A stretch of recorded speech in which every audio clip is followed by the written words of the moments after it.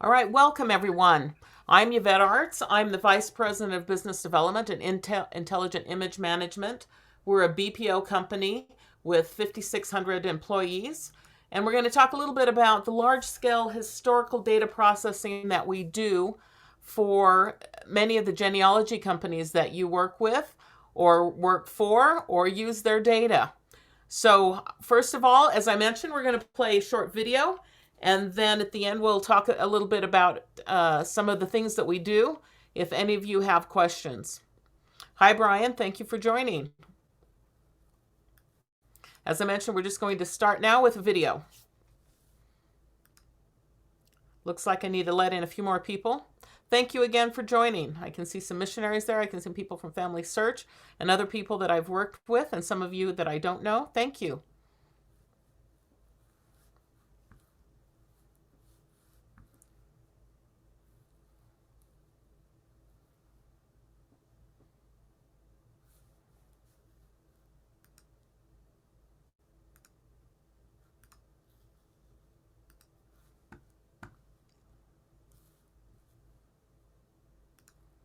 Looks like we need to wait about another half a minute for the rest of those who are joining. Thank you for your patience.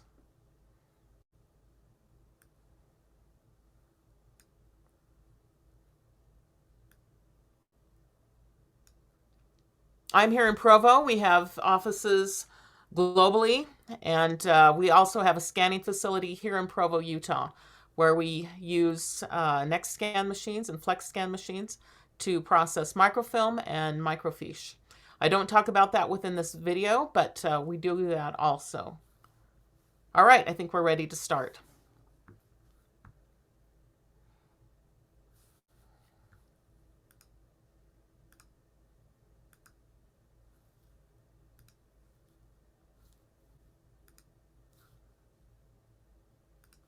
Welcome to Large-Scale Historical Data Processing by Intelligent Image Management, Incorporated.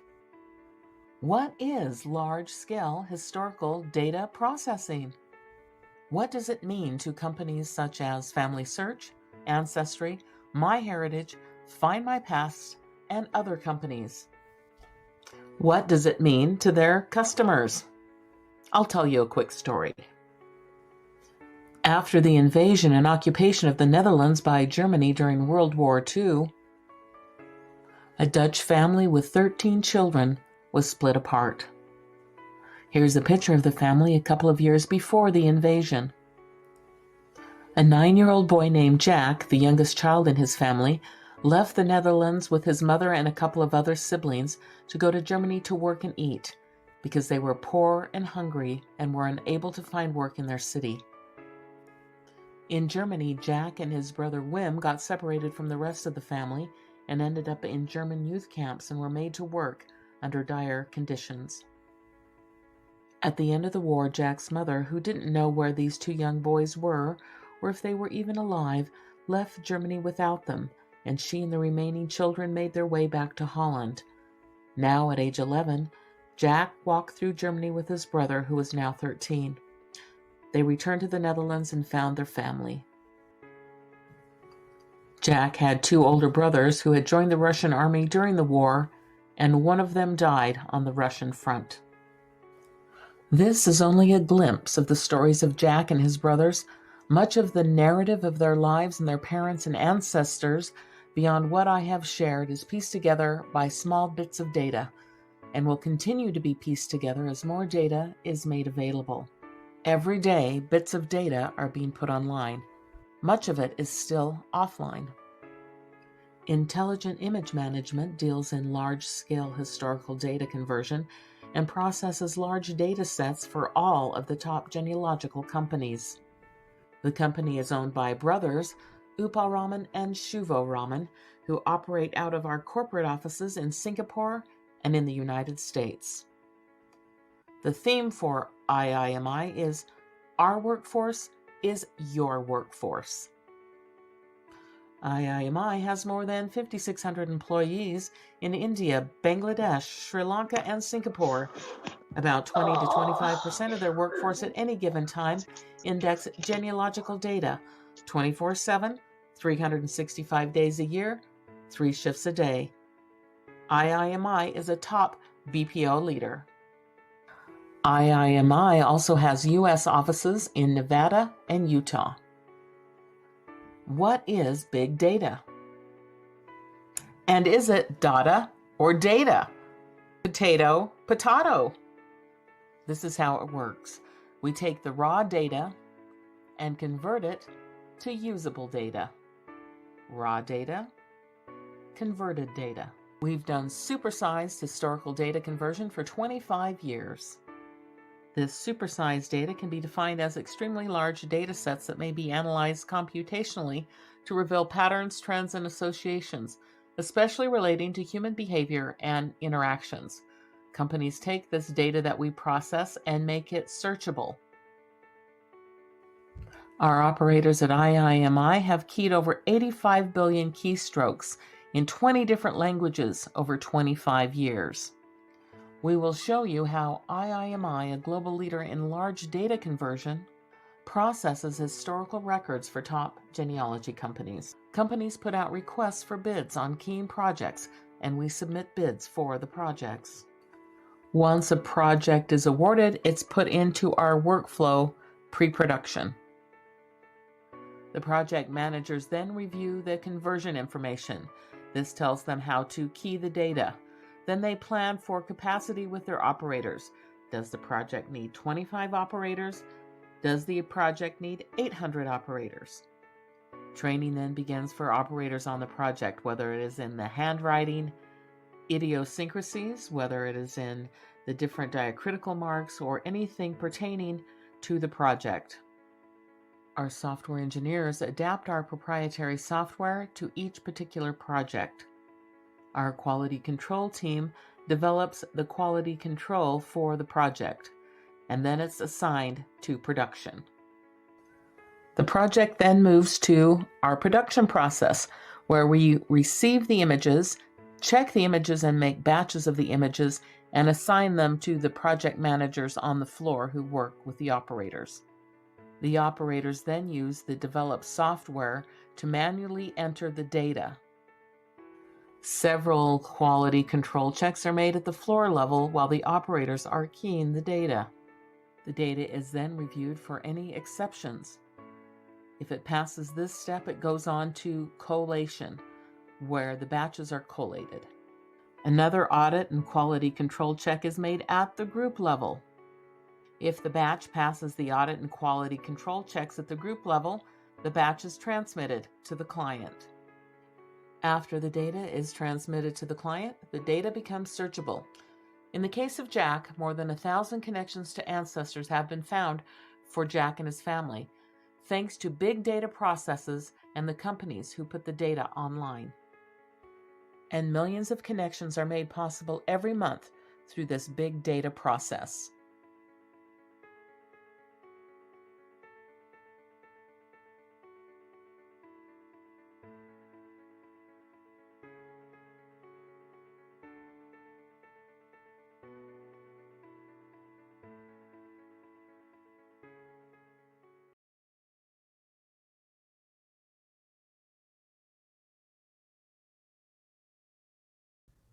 Thanks, Mark, for letting me know that some of the audio was a little uneven.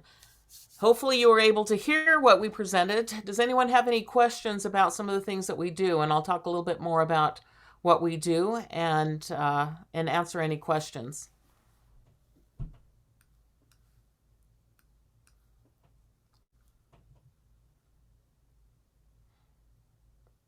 And I can't see everyone, so let's see what we have here.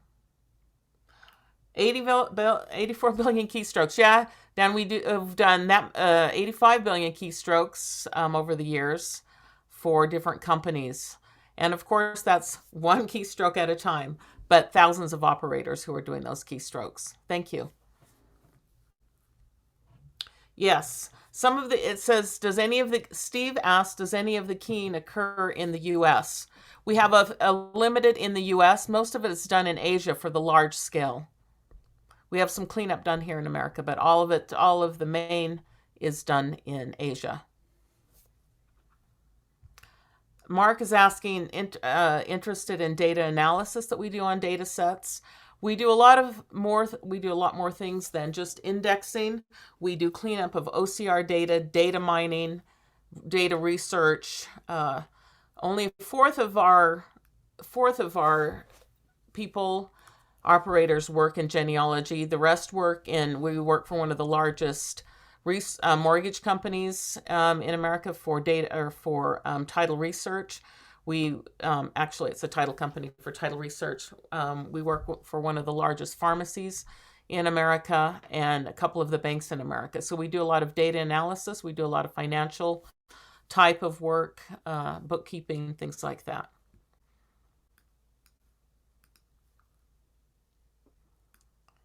Russell says, can you explain data quality processes? How do you improve over time in a given language?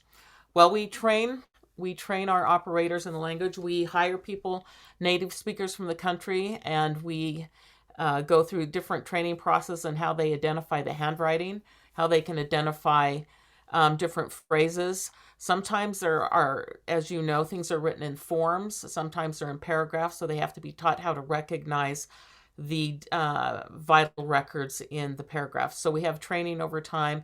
Then we have quality control both on the floor and while the operators are doing it, and they're trained by the ones that have more experience. And then it goes to our quality control, and then there's audit done by the client, and the client then will send back if it doesn't pass a quality check. The service level agreement said we need to come back anywhere between 95 to 99% accuracy, 100% accuracy. We need to pass on just names of the records and doc types.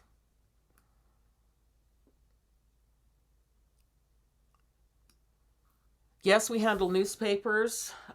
We do scanning of newspapers. We do OCR data on newspapers, cleanup of newspapers. We zone for newspapers, meaning that if somebody's looking for a record and there's OCR data and there's a name, say James Brown, they can find it in certain, because it's zoned for that newspaper with the OCR. It says, how do you work from microfilm and microfiche? We just do the conversion of the microfilm and the microfiche to digital images. We don't do anything else with that data unless we need to do OCR or clean up on some of those images. We do a lot of labeling. We did hundreds of thousands of labeling of newspapers where our operators had to go in and identify a newspaper by the title and the page and label the newspapers that way.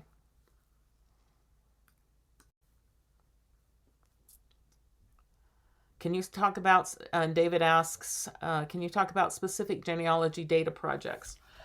Yeah, I can talk about some specific data projects that we're working on and some that we have worked on. We are working on some large Hungarian data sets in Hungarian, in German, in French, Polish. We have done some work on helping process some Kiribati sets, Vanuatu sets. That's what we did last year, and we're working on some data sets in Cyrillic.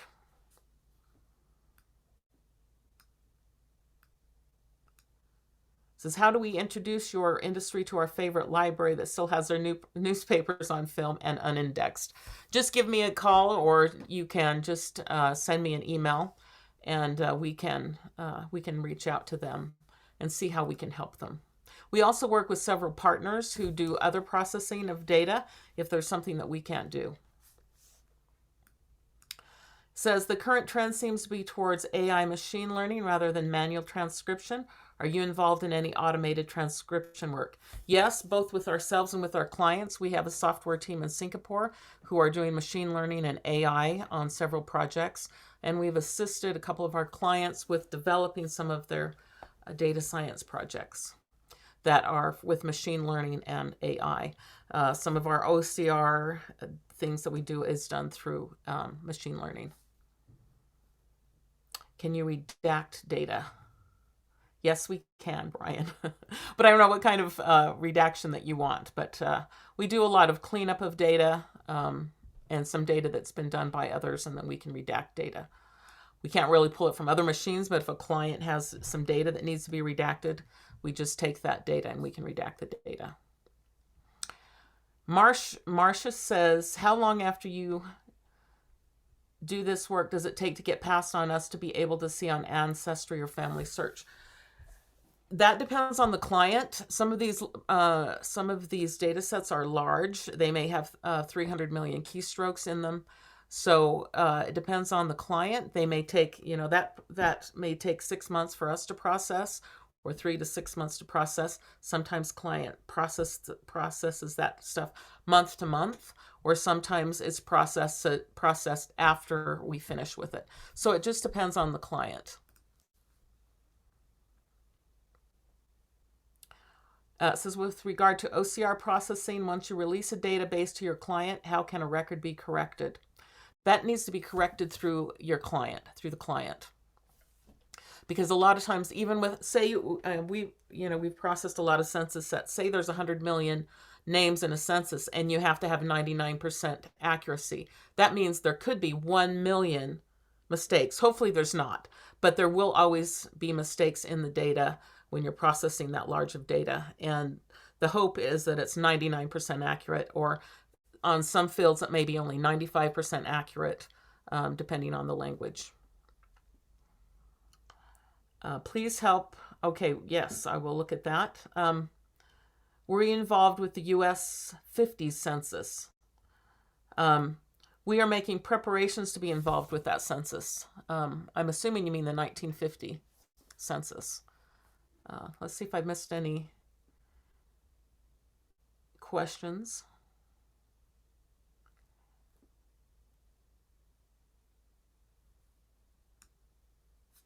Any other questions? Let's see what our time is doing. We have a couple more minutes.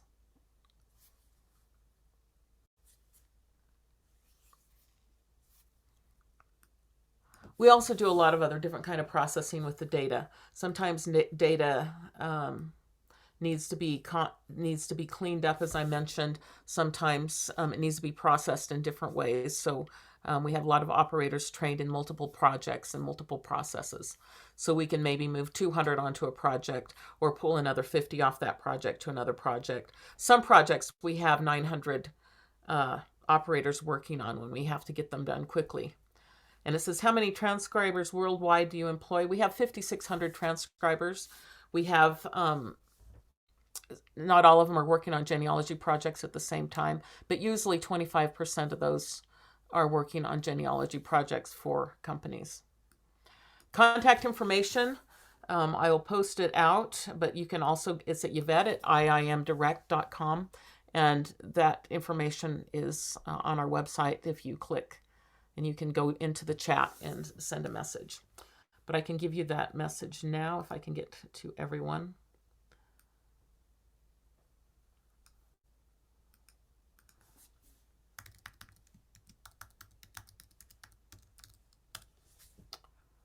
Thanks, Brian. And thanks to you all, and thanks for joining today. And you can check out our site on the in the expo hall if you need some more information. But yeah, please reach out, and we'll see what we can do to help or answer any other questions that you have. Thanks so much.